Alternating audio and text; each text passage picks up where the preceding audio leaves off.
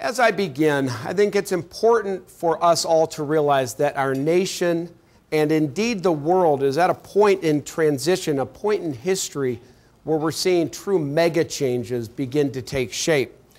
I mean, we're caught in the middle of these changes, and I believe these changes will affect the very nature of how you live, how your children live, and how our future generations live.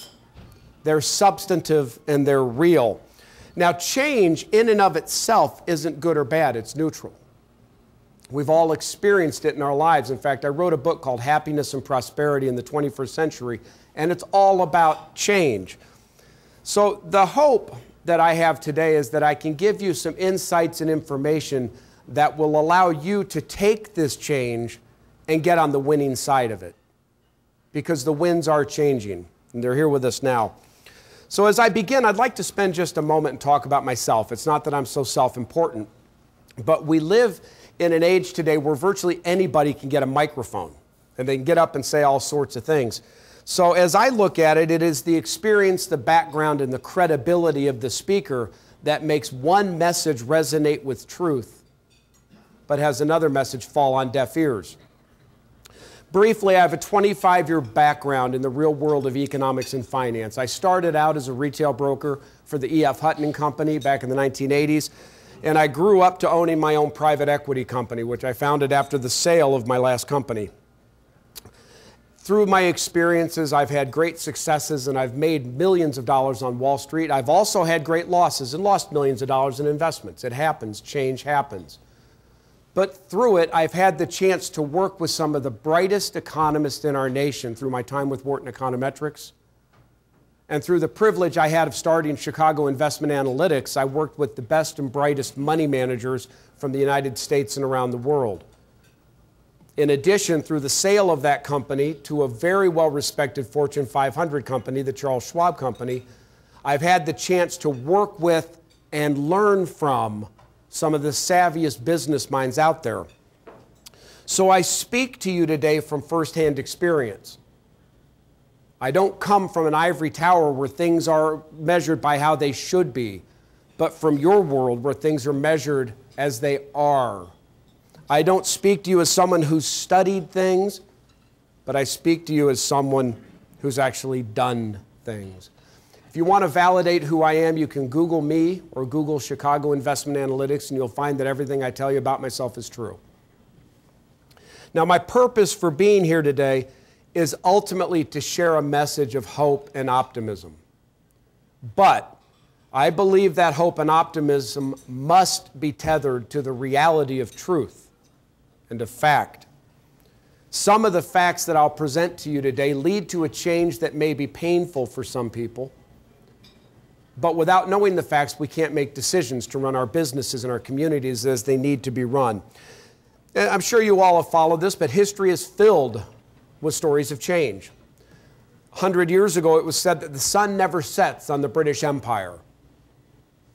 Well, it was about 20 years after that famous statement came out in the 1900s that 20 years later, the sun sat on the British Empire. It was in the mid-20s when we boastfully said, we'll never have another world war. The great one happened, the war to end all wars. Within 15 years, we were embroiled in another world war. Change happens. Change happens for all of us. Now, you and I could sit here and we could recount all day long the myriad of changes that have happened throughout history.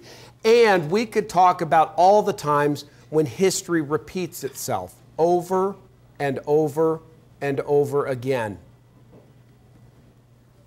The more things change, you and I both know, the more they seem to stay the same.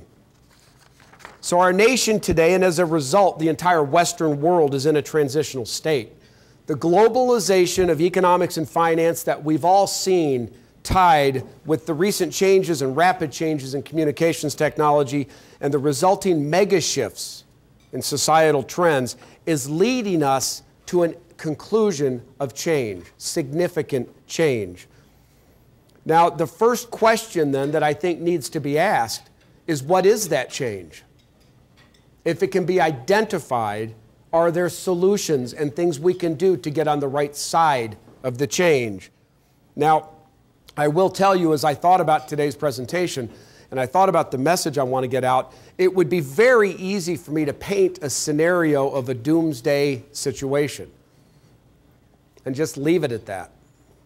And then I thought about it, and I thought if I did that, I'd sound either like a politician or a talk show host, so I didn't want to go there. So I'm actually going to try to give you some solutions, too. I want to talk about the setup for this change. And I want you to know that it's not my opinion, but it's fact. You know, I want to look at what's different this time. We have in our life something called a continuity bias. It's a psychological term that we always expect tomorrow to look like today. Well, this time it is different. I talk to people all the time who've lived through either the Depression, and again, those people are fewer and fewer and far between because of their age, but more people who lived through the 70s, like I did. They remember double-digit inflation, double-digit interest rates, and double-digit unemployment, the misery index. Well, they say to me, you know what? As a nation, we lived through that. What's so different today that makes this worse, maybe? And I want to cover that with you today. And I do wish that the facts that I'm about to give you weren't true, but they are, and you can validate each and every one of them. Let me start with one fundamental law of economics. It's not a hope, it's not a dream, it's a law. And that is that debt must be settled. It's that simple, and yet that profound. All debts must be settled in one of three ways. You either pay them off, you declare a bankruptcy, which means they're forgiven, or in the case of a sovereign nation, you inflate, making the value of the debt precipitously drop. That's it. There's no other way out. So as you leave today, and as you think about your family's future, I hope that you will keep that word in mind. So I want to paint a picture of the debt situation that we face today. And again, you've heard these numbers. I don't think I'm telling you anything you don't fully know, but the ramifications of them are fully real. Number one, the federal government of the United States today is a little over $14 trillion in debt. That's a great deal of money. It equates to about $38,000 for every man, woman, and child in the United States. And this year, that debt will go up by 10%, so that your $38,000 portion will now be over $41,000. It's a serious number. Now, when you consider that the average family of four in the United States earns $60,000, that federal debt alone is enough to cause them grief. It's very, very serious. But if we want to be honest, do I have any accountants in the room? Some of you may not be comfortable with the term of what's called an unfunded liability, but I want to talk about this. Within the federal budget, there are three big items called Medicare, Medicaid, and Social Security.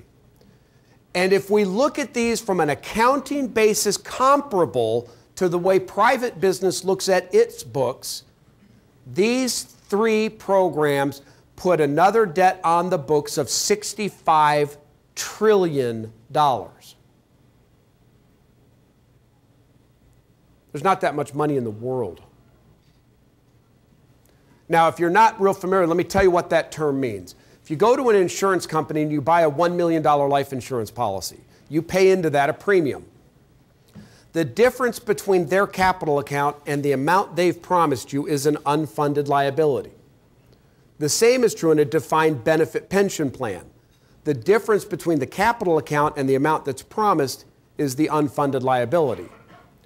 If you look at the effect of Social Security and Medicare, over and above that $38,000, it's another $180,000 in potential debt that each of us has.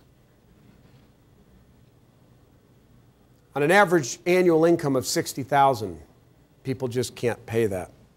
And by the way, if you normalize it for taxpayers, it roughly doubles the amount, because about half the people in this country actually pay federal income tax. They're real numbers. If you look at the deficit numbers, I found it interesting. The State of the Union address, they came out and both sides talk about how they're going to cut the budget and do all this wonderful stuff. The next day, the Congressional Budget Office came out and re-estimated this year's deficit from $1.2 trillion to $1.5 trillion. And I personally don't believe that we can look at these political situations and say they're serious about cutting the debts. The president's remarks that night talked about cutting $400 billion over the next 10 years. That's a lot of money for most of us. That's $40 billion a year against a deficit of $1.5 trillion a year. It's not even a drop in the bucket. So I don't want to get political. I really don't. But if any of you are familiar, there was a bipartisan deficit reduction report that recently came out. And it actually proposed solutions to this. It was shot down before the ink got dry. The left said you can't cut benefits. The right said you can't cut tax deductions. It's not going to go away. The further issues that relate to this, and again, I think some of you, especially those in the city governments, understand this, but the federal government's broken into two parts. There's discretionary and non-discretionary spending. The discretionary part is the military, social programs, government operations, and the like. The non-discretionary, mandatory spending are interest payments and the social programs of Social Security, Medicare, and Medicaid. We're not even talking about that half. We're looking only at the discretionary budget.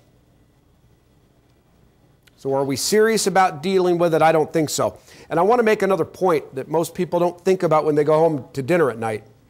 I lived through the 70s where interest rates shot up and were double digits.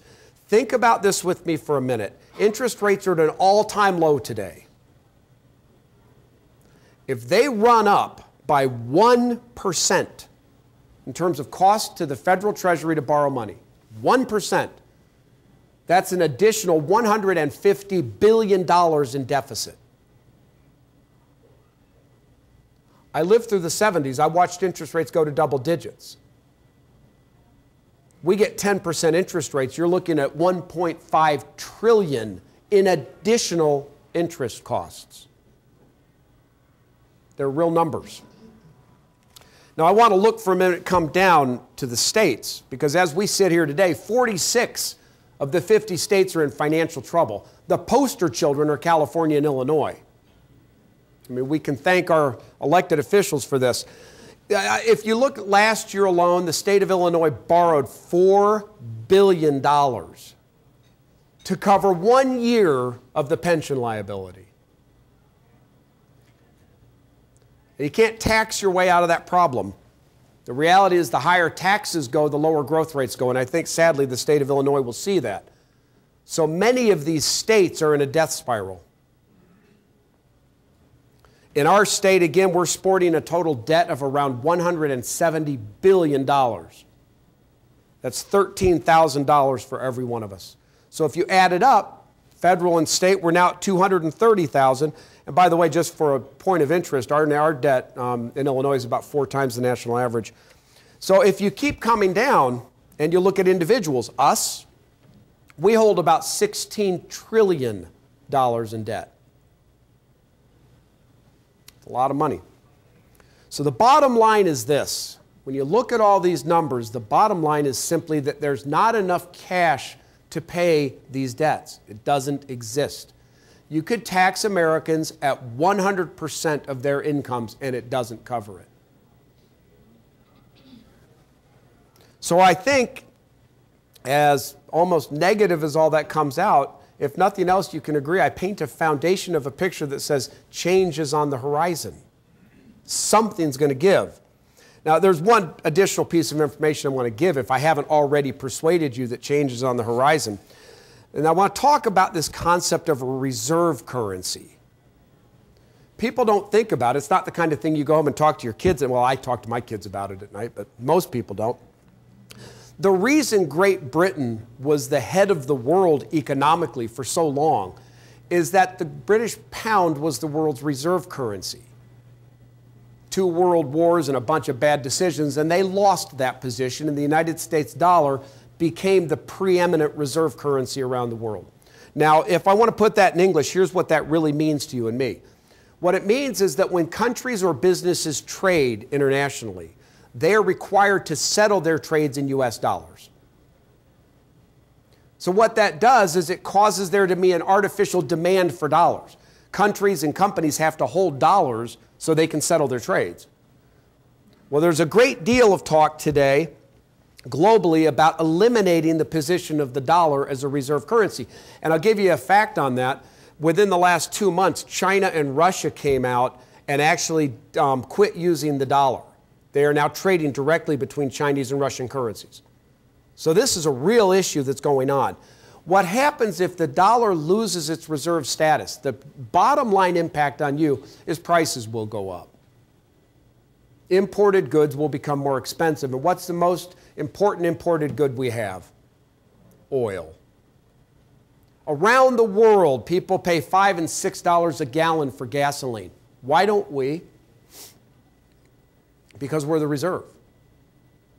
We lose our reserve status, you'll see oil and gas prices go up so that you and I are paying $5 or $6 at the pump. Now translate that through the economy. You run a hardware company. Run it through every product you have in your store. Transportation costs, commodity costs, raw material costs, all of them will rise. And the loss of the reserve status is because of these debts that we have. Again, you hear talk about it, but I'm not sure people in our country really understand the ramifications of these things today. They're real and they're here. So on a purely economic and financial level, the United States, and by virtue of its global leadership, the entire world, is on the brink of a major structural change. Our currency is going to take a hit. Other things are happening too. I mean, you've all undoubtedly read about what's going on in Egypt. In fact, just today, about 2 hours ago, it was announced that Hosni Mubarak will resign today. He's turned over power to the Egyptian military. But you've seen already that transition go through Syria, Tunisia, now into Pakistan. So if you look at the outcomes from these situations, the potential transitions are almost too big to measure. I mean, I don't even want to go here, but global war in the Middle East? That was bad enough in the 60s and 70s. Now there are nuclear weapons involved. We don't even want to go there. There is an almost inevitable outcome of rising fuel prices. Now, I would suggest to you that the chaos in Egypt won't directly cause it. Oil is more rationally priced than that, and it's ultimately priced on supply and demand. But as you get China growing in its demand for oil and the potential supply disruptions in the Middle East, you could greatly see inflation in the oil sector. So we have a fiscal situation that's leading us down the path to a monetary crisis. The question is, what's different about it today? I was just last night watching old videos from the 70s, the political guys, and I watched some of the optimism that came out in the inaugural of 1980. And I thought, wow, is it really different this time? Let me give you the difference because it's got to sink home. If you look back to 1979, when Paul Volcker became head of the Fed, we were experiencing, do you remember whip inflation now? We had very high inflation. The Fed in the last years of the 70s had expanded its balance sheet by 20%. That led to inflation, it led to a devaluation of the dollar, it led to all these things like we're seeing today. Paul Volcker came in and he said, my number one goal is to support the strength of the dollar. He jacked up Fed interest rates to 20% virtually overnight. Well, what that did is it stabilized the dollar instantly, and it brought inflation down, but at a huge cost. I lived through the recession of 81, 82. I lived in Indiana. We would go to Kokomo where unemployment was 20%. Well, the solution to that was twofold. The federal government borrowed enormous amounts of money, which was hugely stimulative, and they cut tax rates from 70% to 28%, which was hugely incentivizing productivity. The reason we could do that is that in 1980, we were the world's largest creditor nation. We no longer hold that standing. We are today the world's largest debtor nation. You cannot just go borrow our way out of this. So, as I paint a picture and people say, well, this sounds dire, what can be done about it? I want to talk about two solutions. One for you individually. And coming out of finance and investments, it's impossible for me not to think about how you protect your assets. So I want to talk about that because many of you have retirement plans or you've got personal savings accounts. And if we have inflation, those can get greatly affected. Let me consider some things you can do. And I want to talk about themes I think are going to play out. First, as you've already seen, commodity prices are on the rise, and they will continue to. So to the extent you have investable funds, I think you should begin looking at commodity-based investments.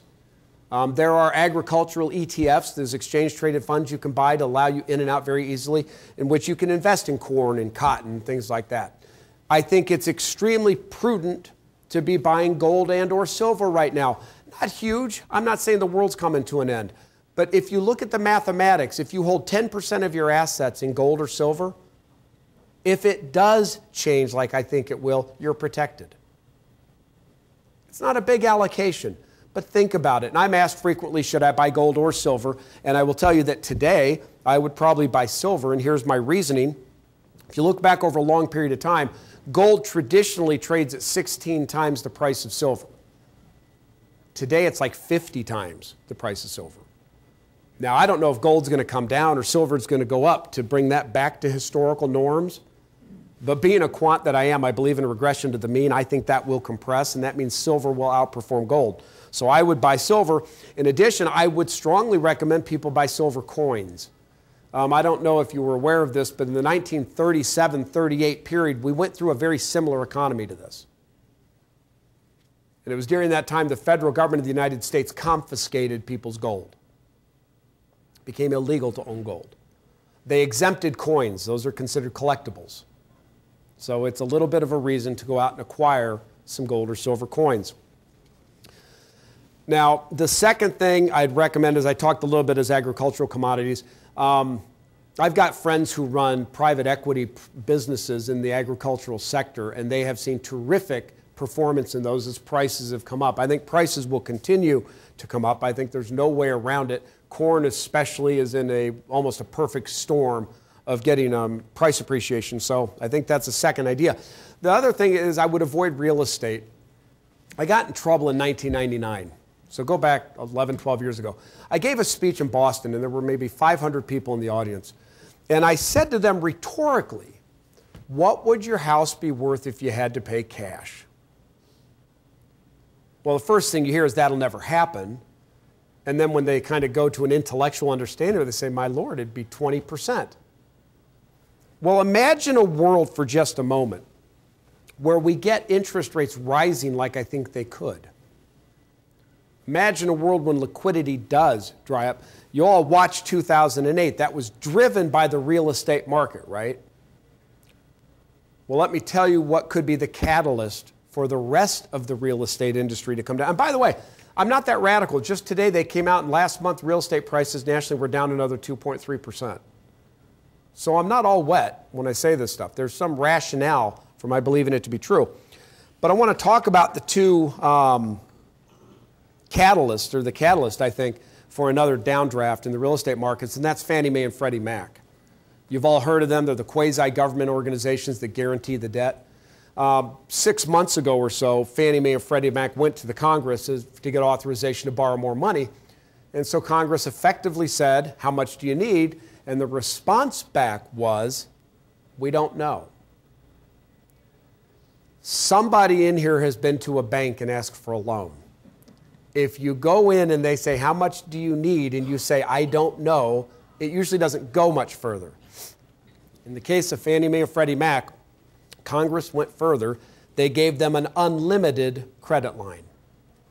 And it was announced 2 weeks ago that Fannie and Freddie just got authorization to immediately borrow $150 billion from the Treasury. Now here's the problem. The Treasury doesn't have it. So where are they going to go? Fed. The lender of last resort is now the lender of last resort to the Treasury. I want to give you another interesting tidbit. If I were to ask people here who the largest holder of U.S. debt is, most people say China. That's not true. The largest holder of U.S. debt is the United States Federal Reserve. The United States can't sell its debt. The Chinese have been getting out of the dollar since 2009. They've gone now to the Federal Reserve as the lender of last resort. Well, think about it with me for a minute. Where does the Fed get its money? It charges fees to member banks. It charges interest on loans it makes. That's not big enough to cover this. Number three, it expands the money supply. And that's exactly what they're doing. Now, I want to mention kind of one radical idea for you. And this is a low probability scenario, but I want you to take it kind of home with you. I'd recommend you keep some cash on hand. I could very easily draw a scenario out for you in which you go to the ATM one morning and there's no cash for you. About a year ago, 3 a.m., there was a press release announced. Now, if anybody's in marketing in here, you know that you don't do press releases at 3 a.m. They don't get read. Well, this press release wasn't intended to be read. It was from Citibank. As I'm usually up at 3 a.m., I saw it come across the wires and I read it. And it basically said this: Citibank hereby reaffirms its right to withhold withdrawals for a period of 7 days for any reason. Doesn't mean they're going to do it, but they're just stating legally they don't have to give you back your money. Now, if you think I made that up, I have a friend of mine who just recently went to a bank to withdraw $20,000 in cash. The bank said, we don't have it. You have to give us 7 days. There could come a time when the crunch of liquidity that happened in 2008 happens again. We haven't fixed the problem. We band-aided it and pushed it down the road. We did not fix it. So I think if you look at those basic things for your own circumstance, look at some hard commodities like gold and silver, look at some agricultural commodities, look at some cash, try to avoid real estate. Another point, anybody knows this, I think, but sometimes you have to state the obvious. If you own your house and you've got a variable rate mortgage, get out of it. Fix your mortgage at today's rates. They're not going down. Save yourself some grief and fix your mortgage. So there are things personally you can do. But at the government level, and I pray that we can have a discussion about these things from disparate views, we certainly need to roll back discretionary spending. There's no question about that. There's a funny joke that circulated in China recently about Americans having universal health care when the Chinese don't have universal food. The Chinese aren't real anxious to keep loaning us money. So we need to roll back our discretionary spending. And I believe we need to have a talk with you and with all of us about Social Security and Medicare. I think Americans aren't stupid, and I think they understand that if they're painted the picture of what's going on, they'll realize that we have to change the benefit side and the revenue side of Social Security. And let me give you examples. They're not too radical. Right now, you get full benefits in Social Security at 67. If you take that up to 68 or 69 for people 40 and under, you go a long way toward fixing the problem. On the Social Security tax, the FICA tax, I did some numbers and I realized you could actually do a 50% reduction in that tax. Take it from 12% to 6%. Just take the cap off. Right now it's capped at $110,000. Just take it all the way up like we did Medicare. Because you've cut the tax, I think it's a sellable proposition. And I don't know, let me just throw something out on that that's kind of an offense to most people. Do you know the highest marginal tax rate, the income that generates the highest marginal tax rate in our country? $110,000. The person making $110,000 pays a higher percent of their income in taxes than does the person making $1 million. The reason for that is the FICA tax. So if we more normalize the FICA tax, we might actually do away with that bubble. When it comes to Medicare, the system is broken. I don't know how else to say it. We passed a prescription drug benefit a few years ago that's another $1 trillion add-on that we don't have the money. It's not there. So for Medicare, you maybe have to, we've already taken the tax all the way up, but maybe you take it from its current 2.8 to 2.9%. And I want to thank and I want to give a lot of credit and kudos to the Chamber of Commerce nationally for recognizing these issues and trying to establish a dialogue with the administration to start to cover them, because they have to be talked about. You know, the Chinese, just another point, 2009 they began deleveraging the dollar. They actually got out of it. Do you know that the Chinese government now tells its citizens to buy silver? They see change on the horizon. Now, the other thing I think we need to do and take seriously, and again, here I would credit the Chamber of Commerce with its efforts. There was an interview with Paul Otellini recently, the CEO at Intel, and he was commenting that the cost of American regulation makes it approximately a $1 billion additional cost to build a semiconductor plant in the United States is building it overseas. That's a lot of money, and that's a regulatory system that's broken. We've been in an environment, if anybody's in small business, and again, I know that you've got some small business ideas, the fact of the matter is small business is bearing the brunt of a lot of these regulations, and I credit, again, the National Association of Small Business and the Chamber of Commerce for stepping up to that issue. If anybody's in finance, it's totally gone haywire. And in fact, I was mentioning earlier that in order to do what I do now, to go out and give speeches and give this talk, I had to drop my securities licenses. The fact is, we live in a regulatory environment that is horrid. And one other note on that, little tidbit, I don't know if you knew this or not, but the United States now has the highest corporate tax rate in the world. We just surpassed Japan. I think if you look at it, it's no wonder that corporations are moving overseas to protect the interest of their shareholders. So taxing like this does not lead to growth. It cannot lead to growth. It will not lead to growth. We must consider, as the Chamber of Commerce groups and as other business and community groups, the idea of lowering those tax rates. And I think it's important that we at least sustain and or cut capital gains taxes. We need to give private capital the incentive to fund new entrepreneurial endeavors. So as we all know, our businesses and our governmental organizations thrive when we make decisions based on facts, not based on hopes and dreams. So today, I've spoken about facts. They're irrefutable and they're truth. Some of the facts aren't pretty, but they are fact. We head toward a change and a transition that is not necessarily bad, but change and transition it is. And I think you can prosper from it. Volatility makes money. But in order to do so, you have to be strongly in the intellectual and emotional position to make the hard decisions today that put you on a path to prosperity tomorrow. Thank you very much for your time and attention.